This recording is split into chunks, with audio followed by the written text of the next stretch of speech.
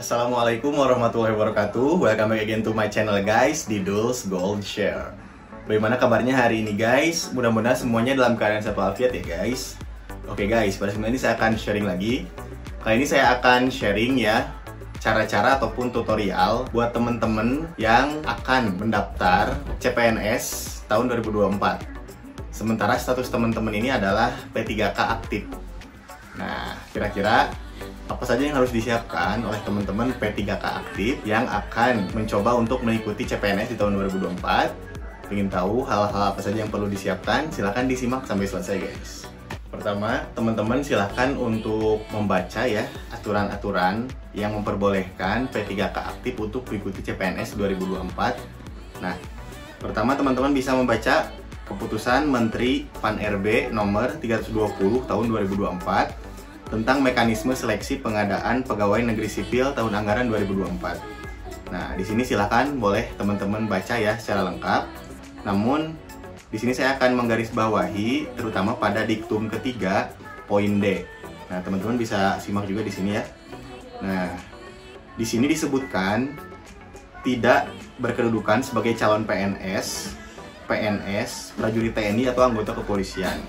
Nah, di diktum ini tidak disebutkan tentang P3K. Berarti ini bisa mengindikasikan bahwa yang berstatus P3K ini bisa mendaftar CPNS. Itu yang pertama. Kemudian aturan yang kedua yang perlu teman-teman baca ya, yaitu Peraturan Menteri Pan-RB nomor 6 tahun 2024 tentang pengadaan pegawai aparatur sipil negara. Nah, di sini silakan teman-teman baca secara lengkap. Namun saya coba garis bawahi ini yang pentingnya ada di bagian kelima tentang pelamaran. Pasal 23 ayat 1 poin E. Di sini disebutkan bahwa tidak berkedudukan sebagai calon PNS, prajurit TNI atau anggota kepolisian. Nah, jelas ya di situ tidak disebutkan P3K ya. Kemudian saya garis bawahi pasal 24 ayat 1 poin D. Dalam hal P3K melamar pada lowongan jenis pengadaan PNS atau pengadaan P3K, yang bersangkutan wajib memenuhi masa perjanjian kerja minimal 1 tahun dan telah mendapat persetujuan dari PPK, pejabat pembina kepegawaian atau PYB, pejabat yang bersangkutan. Dari dua aturan tersebut sudah jelas ya teman-teman bahwa P3K yang sudah memiliki masa kerja 1 tahun itu bisa mendaftar di penerimaan CASN 2024 baik sebagai CPNS maupun P3K ya. Namun teman-teman harus pilih salah satu ya, mau di CPNS atau P3K. Dan selanjutnya adalah untuk CPNS ini tentu saja teman-teman P3K ini harus usianya di bawah 35 tahun baru bisa melamar CPNS seperti itu. Nah, di sini juga terdapat hal yang harus teman-teman garis bawahi ya, bahwa perlu ada surat atau mendapat persetujuan dari PPK atau pejabat yang berwenang. Jadi teman-teman baru bisa mengikuti seleksi tes CPNS ketika teman-teman sudah memperoleh izin ya dari PPK ataupun PYB di daerah teman-teman. Nah, untuk Cianjur sendiri alhamdulillah ya, di kami pemerintahnya sangat suportif dan juga sangat memfasilitasi begitu bagi P3K aktif yang sudah bekerja selama 1 tahun dan ingin mengajukan diri untuk mendaftar seleksi CPNS tahun 2024. Nah, di sini sudah keluar ya surat dari BKPSDM Kabupaten Cianjur terkait izin CPNS untuk P3K Kabupaten Cianjur.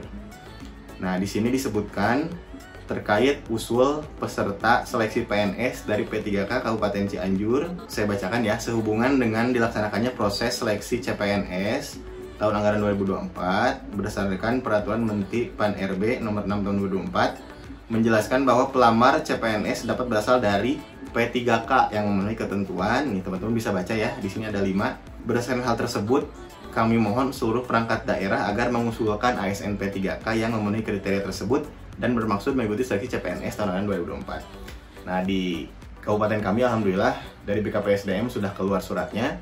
Gimana nih di daerah teman-teman, apakah sama halnya seperti yang ada di Cianjur, dari pemerintah kabupatennya melalui BKD atau BKPSDM-nya membolehkan teman-teman untuk ikut seleksi CPNS 2024?